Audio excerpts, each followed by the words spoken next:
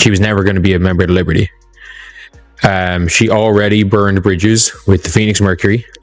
She refused to play for the Connecticut Sun last year. I don't know what happened with her with the Mystics. But she'd burned bridges with the Sun. She burned bridges with the Storm by calling their owner out by name. The WNBA's 2026 training camp is officially underway. Rosters are taking shape, sneakers are hitting the hardwood, and the league is gearing up to launch a brand new season.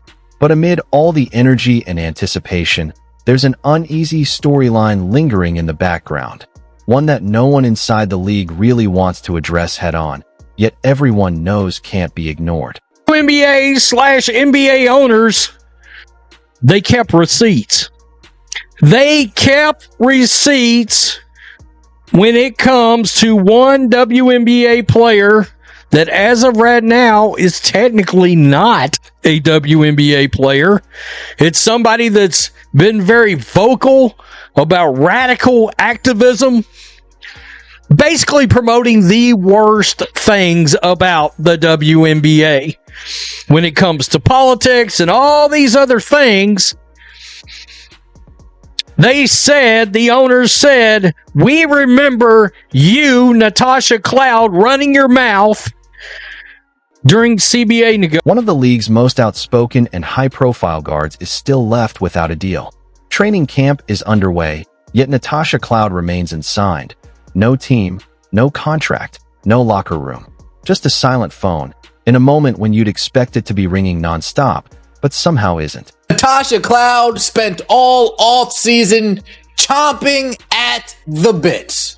She went after owners, not by names, but she explicitly said, the owner of the Seattle Storm, yeah, I'm talking about you. She went after the league. She went after the W. She went after Adam Silver. Natasha Cloud went on an off-season tirade, an off-season rampage, trashing everything having to do with the WNBA in the hopes of signing a new collective bargaining agreement. And in her rampage, she has put a target on her back. In her rampage, teams said, maybe we'll stay clear. We'll still talk to her, see where her... That's not normal, especially not for a player at her level. Situations like this don't just happen without something deeper driving them.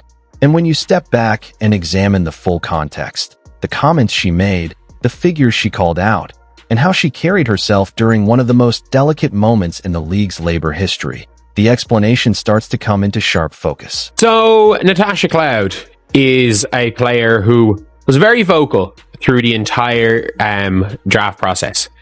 She was a very, very vocal player, and she is somebody that people kind of know of. Actually was the third highest jersey sales in Rivals, which was kind of crazy as well. But yeah, it is. You would expect Natasha Cloud to have been signed somewhere, like a not terrible point guard.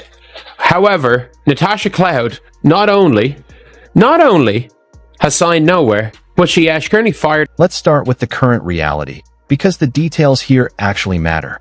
Natasha Cloud entered the 2026 offseason after her run with the New York Liberty, coming off a 2025 campaign where she averaged 10.1 points and 5.1 assists. Not eye-popping numbers, but solid production for a veteran guard heading into her 11th season. By normal WNBA free agency standards, that resume, combined with experience and a championship pedigree, should have had teams reaching out almost immediately. But that's not how it played out. She watched the draft pass by. She saw rosters steadily fill. Younger prospects and lower-profile names landed opportunities while her situation remained unchanged. And then came the moment that turned heads across the league. Cloud parted ways with her agent, not after securing a deal, but because she was still without a team as training camp loomed just around the corner. Already knew things were real bad. When it came to come to find out, she fired her agent draft day because she wasn't already on a roster. Okay, now we have Natasha Cloud going out on social media, as we watched a bunch of these players do during the WNBA CBA when we told them, hey, y'all need to relax. You're making yourself look crazy. Natasha Cloud doubles down and fires off shots at the owners, the same people she is looking for to and Think about that for a second.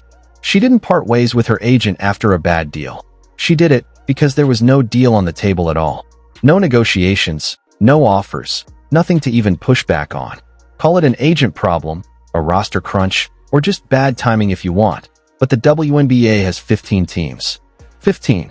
And not a single one made a serious move for a proven veteran like Natasha Cloud. That kind of silence doesn't just happen by coincidence. Not only did Natasha Cloud go on a rampage this offseason, she's going into these meetings overvaluing herself. This is twofold.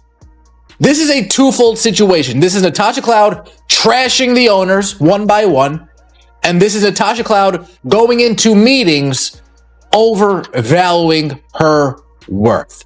Natasha Cloud probably went into these meetings asking for millions of dollars. Natasha Cloud probably went into these meetings asking for at minimum $850,000 to $900,000, and teams are saying, "Oh, we're not paying you that." Folks, I'm looking around and I'm seeing